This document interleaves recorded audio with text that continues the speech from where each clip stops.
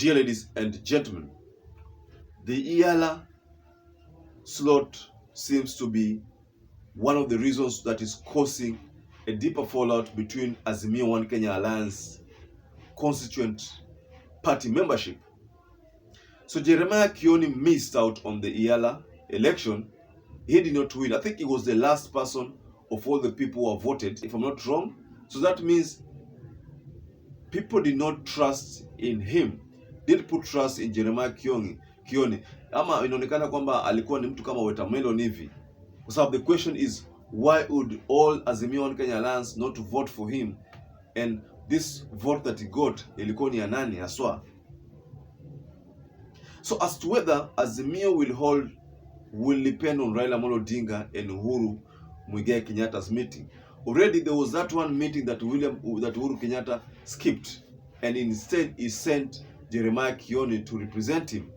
So if Jeremiah Kioni was the one who represented Uhuru Muigai Kenyatta and is the person who is now showing indications of decapping to Kenya Kwanza, then is Jubilee still within Azimio One Kenya Alliance? Only time will tell. People have always said, and pundits have said, that in politics there are no permanent enemies, and at any particular time one politician might decide to checkmate on the other. I have a feeling that Jubilee were waiting for the EALA seats for them to show their true colors. Why did they show their true colors before the election of the EALA? Why were they hiding their cards? What is the reason why they decided to show indications of walking out soon after election? Mind you, Jubilee are benefited from this arrangement. If what EDWIN SIFUNA said in his latest interview is true, then I think Jubilee should not complain a lot. Because what EDWIN SIFUNA exposed during his interview,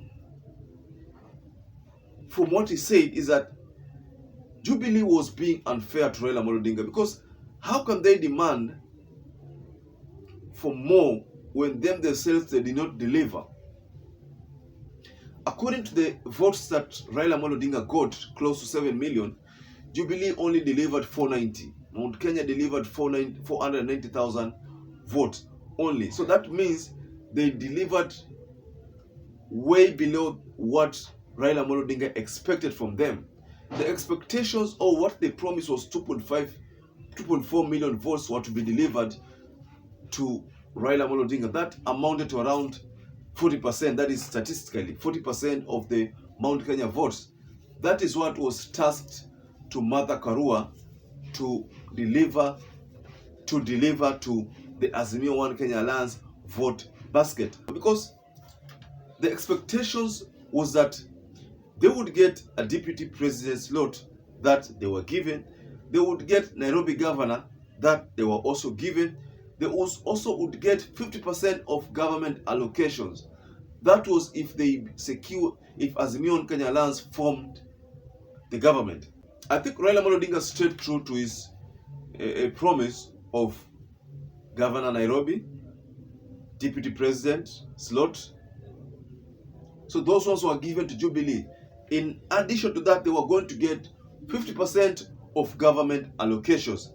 That one was if the Azimio One Kenya Alliance secured the government.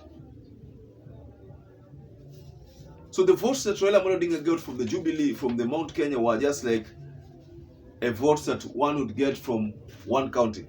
So this is what Sifuna tweeted soon after that interview. Baba got 490k more votes in Mount Kenya than 2017. But the promise was 40% or 2.4 million votes from the mountain. Jubilee overpromised and underdelivered, whilst also extracting serious concessions, including a Mount Kenya running mate, Nairobi governor, and over 50% of government, Msitu Bebe. That is how the senator for Nairobi, EDWIN SIFUNA, ended his tweet, Msitu Bebe. I think he was responding to Jeremiah Kioni when Jeremiah Kioni said that deni la baba tulishalipa. I think hiyo deni ni kitu anasema ile the 2002 when baba voted for campaign for Mwai Kibaki. So hiyo ndio deni ambayo Jeremiah Kioni alikuwa anasema amelipa na 490 votes. 490k votes. Personally, I think Jeremiah Kioni has contradicted himself because he made the comments before. If he had made the comments before Yala, then at least ingeeleweka. But this is what Jeremiah Kioni said. It was not planned. It just happened naturally. The vote in parliament taught us that we are on our own. It is not about policies or individuals. We want to ensure the nation and our people are okay. But the problem or the question that are posed, or that many people have been posing to Jeremiah Kioni, is that why didn't he make these comments before the Iyala election? Or why didn't he show his true colors before the Iyala election? And what does it mean going forward? Because Jeremiah Kioni was literally the spokesperson of Uhuru Muigai Kenyatta in matters of Azimio. Is Uhuru Muigai Kenyatta going to distance himself further from Azimio on Kenya lands? Because we've seen lately that he has been missing in action in Azimio on Kenya lands affairs.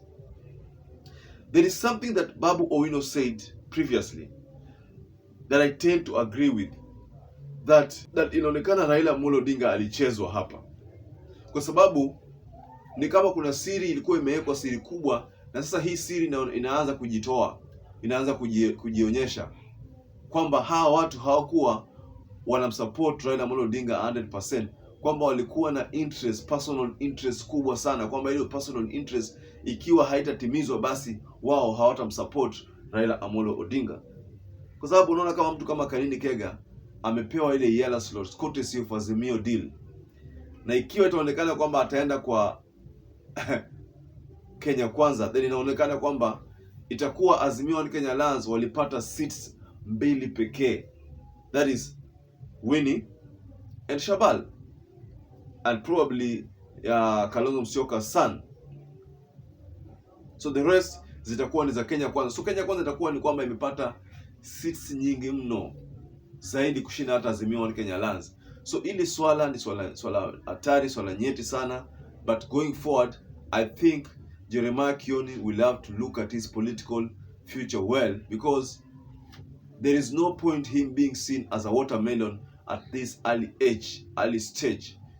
Angefaa kuwa mtu mjasiri, mtu ambaye anaonyesha kwamba is a true fighter, someone who stands by his word, but he has already shown watermelon-like kind of indications. Kindly share your thoughts up below the comment section. As usual, I'd like to urge any viewer also subscribe to our channel. Once again, I'd like to urge all of you viewers, please, to stay safe and stay blessed until we catch up again for our next analysis.